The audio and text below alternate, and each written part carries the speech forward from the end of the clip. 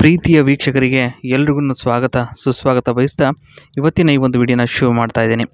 ರುಚಿತಾ ಅಂತ ಹೇಳ್ಬಿಟ್ಟು ಎಮ್ ಅಂತ ಇವ್ರದ್ದು ಇನಿಷಿಯಲ್ ಆಗಿರುತ್ತೆ. ಇವರ ಒಂದು ಊರು ಬಂದು ಪಂಚನಹಳ್ಳಿ ಅಂತ.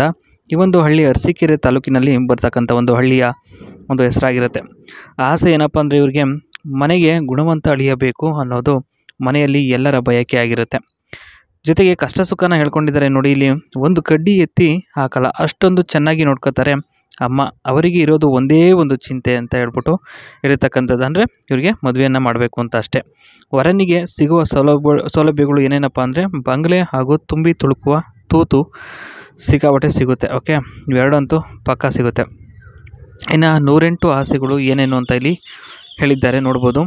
ಮೊದಲನೇದು, ಮನೆಗೆ ಒಳ್ಳೆಯ ಅಳಿಯ ಬರಬೇಕು ಅಂತ ಅಮ್ಮ ಎಷ್ಟೋ ವರ್ಷಗಳ ಕನಸು ಕಾಣುತ್ತಿದ್ದಾರೆ. ಏನು ಕೇಳಿದ್ರು ಕೊಡುವಷ್ಟು ಧಾರಾಳ ಮನಸ್ಸು ಅವರಿಗೆ ಇದೆ.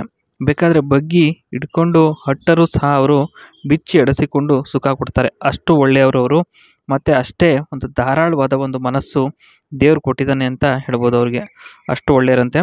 ಇನ್ನು ಕೊನೆಯದಾಗಿ ಏನಪ್ಪ ಹೇಳಿದ್ದಾರೆ ಅಂದರೆ, ಅಷ್ಟೇನು ಬುದ್ಧಿವಂತೆ ಅಲ್ಲ, ಆದರೆ ಒಳ್ಳೆಯವರು, ಬೇರೆ ಮನಸ್ಸುಗಳಿಗೆ ನೋವುಂಟು ಮಾಡಬಾರ್ದು ಅಂತ ಅಷ್ಟೇ ಅವ್ರಿಗೆ ಗೊತ್ತಿರೋದು. ಇನ್ನು ಯಾವುದೇ ಒಂದು ವ್ಯವಹಾರದ ಜ್ಞಾನ ಆಗಿರ್ಬೋದು ಅಥವಾ ಬೇರೆ ಒಂದು ವಿಚಾರದ ಬಗ್ಗೆ ಆಗಿರ್ಬೋದು ಅಷ್ಟೊಂದಾಗಿ ಜ್ಞಾನವನ್ನು ಹೊಂದಿಲ್ಲ ಅಂತಕ್ಕಂಥದ್ದು.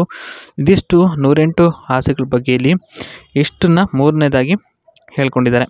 ಇನ್ನು ಮನೆಯಲ್ಲಿ ಹೇಗಿರಬೇಕು ಅಂತ ಇಲ್ಲಿ ಒಂದೊಂದಾಗಿ ಹೇಳಿದ್ದಾರೆ. ಏನಪ್ಪ ಹೇಳಿದ್ದಾರೆ ಅಂತ ನೋಡ್ತಾ ಹೋಗೋಣ. ಮನೆಯಲ್ಲಿ ತುಟಿಕ್ ಪಿಟಿಕ್ ಅಂತ ಅನ್ನಬಾರ್ದು, ಪ್ರಶಾಂತವಾಗಿರಬೇಕು. ಏನೇ ಕೆಲಸ ಇದ್ದರೂ ಪಟ್ ಅಂತ ಮಾಡಬೇಕು. ಅಂದರೆ ಈಗ ಎಕ್ಸಾಂಪಲ್ ಹೇಳೋದಾದರೆ, ಏನೇ ಒಂದು ಕಸ ಹೊಡೆಯೋದಾಗಿರ್ಬೋದು, ಏನೇ ಒಂದು ಆಗಿರ್ಬೋದು ಮಾಡಬೇಕು. ಎಷ್ಟೇ ಪಾತ್ರೆ ತುಳಿತೀರೋ ಅಷ್ಟು ತೂತು ಚಪ್ಪರಿಸೋಕೆ ಕೊಡ್ತೀನಿ, ಕೇಳಿದಷ್ಟು ಸಲ ಇಲ್ಲ ಅಂತ ಅನ್ನಲ್ಲ ಅಂತ ಇಲ್ಲಿ ಹೇಳಿದ್ದಾರೆ. ಸ್ನೇಹಿತರೆ, ಇವ್ರು ಮಾತು ಕೊಟ್ಟ ಮೇಲೆ ಪಕ್ಕಾ ಒಂದು ಕೆಲಸವನ್ನು ಮಾಡೇ ಕೊಡ್ತಾರೆ.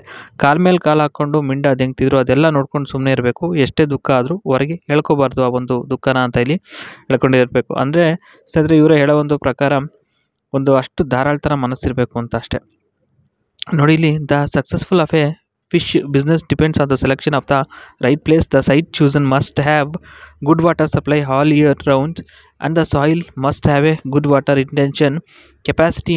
The site selection factors can be divided into 3 categories as biological, ecological, social.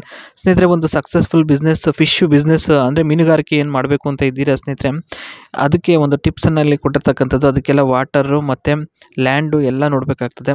ಇದಿಷ್ಟನ್ನು ನೋಡಿದ್ಮೇಲೆ ನೀವು ಸಲೀಸಾಗಿ ಈ ಒಂದು ಬಿಸ್ನೆಸ್ನ ಶುರು ಮಾಡ್ಬೋದು. ಮೀನುಗಾರಿಕೆಯನ್ನು ಒಂದು ಏನು ವ್ಯವಹಾರ ಏನಿದೆ, ವ್ಯಾಪಾರ, ಅದನ್ನು ಶುರು ಮಾಡ್ಕೋಬೋದು. ಈ ಒಂದು ವಿಡಿಯೋದಲ್ಲಿ ಇವತ್ತಿನ ಈ ಒಂದು ವಿಡಿಯೋದಲ್ಲಿ ಇಷ್ಟು ತಿಳಿಸ್ಕೊಟ್ಟಿದ್ದೀನಿ. ಇಷ್ಟ ಆಯಿತು ಅಂದರೆ ಒಂದು ಲೈಕನ್ನು ಕೊಟ್ಟು ಹಾಗೆ ಸಬ್ಸ್ಕ್ರೈಬ್ ಮಾಡ್ಕೊಳ್ಳಿ.